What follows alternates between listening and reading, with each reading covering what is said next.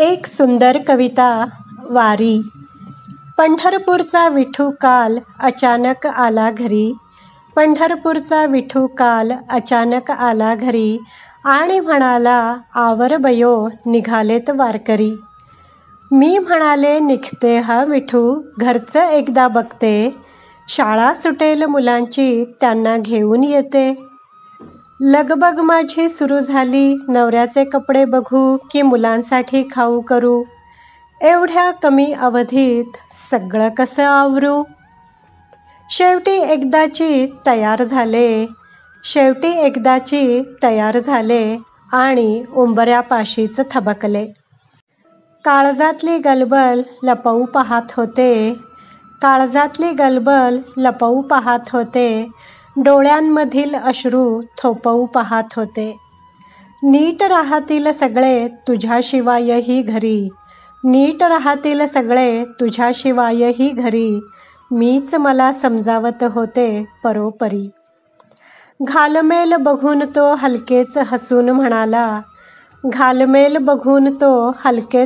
म्हणाला, यंदा असू दे बघू पुढे केव्हा तरी.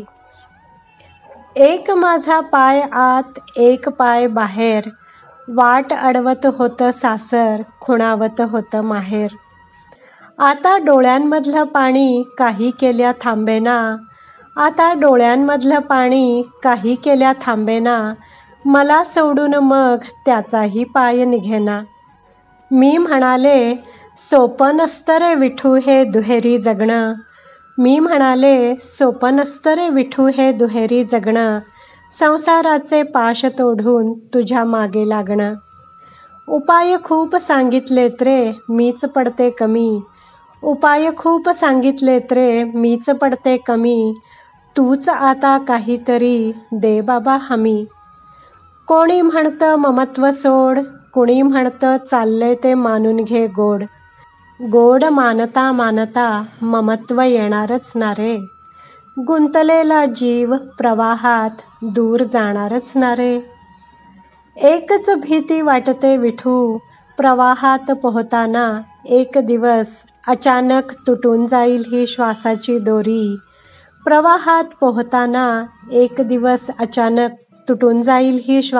दोरी. आणि कधीच घडणार नाही रे तुझ्या पंढरपूरची वारी. माझ्या डोळ्यातले अश्रू त्याने अलगद पुसले. त्याच्याही डोळ्यात कुठेतरी मला ते दिसले. माझ्या डोक्यावर हात ठेवून तो म्हणाला, संसार सोडू नकोस, एक फक्त कर. श्वासाच्या दोरीवर नाव माझं झुलत ठेव. चित्ताच्या पटलावर रूप माझं फुलत ठेव. इंद्रियांना करू देत त्यांचं काम. मनावर मात्र घाल चांगला लगाम. मग विषयांच्या गर्तेत मन तुला नेणारच नाही. प्रवाहात पोहताना दमछाक तुझी होणार नाही. तुझ्या हृदयातला माझा अंश त्याला ठेव साक्षी. त्याचीच असू दे तुझ्यावर सत्ता. मग बघ, मन, बुद्धी, चित्त, अहंकार हळूहळू सुटेल आपोआप सगळा गुंता. हळूहळू मग अहंकाराचं बंधनही तुटेल. हळूहळू संसाराची भ्रांत फिटेल. अहंकार गेला की ममत्वही सुटेल. रजतमाचं कवाड एक एक करून मिटेल. हळूहळू गळून पडेल मग एक एक पाश. हळूहळू निरभ्र होईल मनाचं आकाश.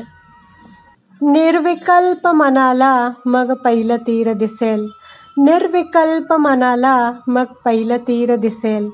आणि विश्वास ठेव पोरी, पहिलं तीरावर हात देण्यासाठी चंद्रभागेच्या काठी